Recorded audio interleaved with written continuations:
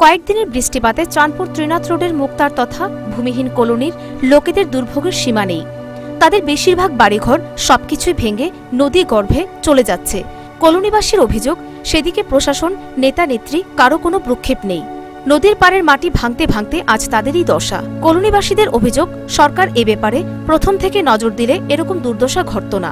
কদিন পরপর সরকার থেকে তাদের বন্যার সময় চিড়ে গুড় দেওয়া হয়, কিন্তু কাজের কাজ কিছুই হয় না। দায়িত্ব নিয়ে নদীর পাড় ঠিক করিয়ে দেওয়ার কোনো উদ্যোগ প্রশাসনের নেই।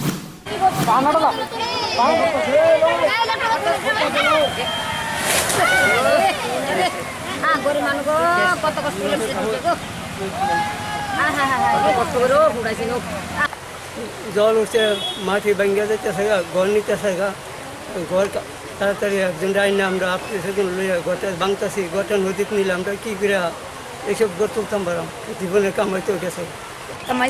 কষ্ট করে রে বাবু তুলছি ঘর দোকান।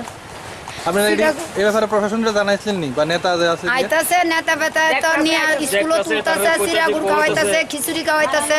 2 দিন কেডা থাকতেছে, পরের দালানো কেউ থাকতেছে, আবার দৌড়ে আইয়া ফুরি বাবু আছি পজিশনে। এই কাতি মাসের থেকে এই 4বার জল উঠে আছে, মানে পুরো প্রচন্ড প্লাট উঠছে 3বার, আর এইভাবে জল উঠছে কনে।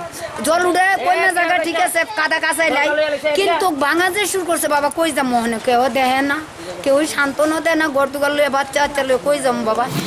কলোনিবাসীরা আরও জানিয়েছেন, পার্টির লোকেদের কাছে তাদের করুণ কাহিনী জানালে তারা বলেন এখান থেকে চলে যেতে। নদীর পাড়ের জায়গা ভাঙতেই পারে। কলোনিবাসীরা জানায়, তারা এই জায়গা ছেড়ে দিলে কোথায় যাবে? সরকার থেকে ভূমিহীন বলে তাদের এই জায়গা দেওয়া হয়েছে। আর বেশি করে গেলে গিয়া কইলে বলে জায়গা ভাঙে জায়গা নদী ভাড়া জায়গা ভাঙতে পারে, আমরা কি করব? আমরা অন্য অন্য জায়গা ব্যবস্থা করব। আমরা গরিব মানুষ খাইয়া বাসি না, আমরা কত জায়গা ব্যবস্থা করব? কে কই কথা? আমরা টাকা পয়সা আছে না, কেডা কই কথা? কারা কব ভাটির লোকই কর, কারা কব নেতারা, নেতা কত আছে তারই কর। দিনের পর দিন এভাবেই কষ্ট করে বেঁচে আছে চাঁদপুর ভূমিহীন কলোনিবাসীরা। তাদের অভিযোগ, নেতারা শুধুমাত্রই তাদের আশ্বাস দেয়, কাজের ক্ষেত্রে কোনো ফলপ্রসূ উদ্যোগ নেই। Bureau report, news vanguard.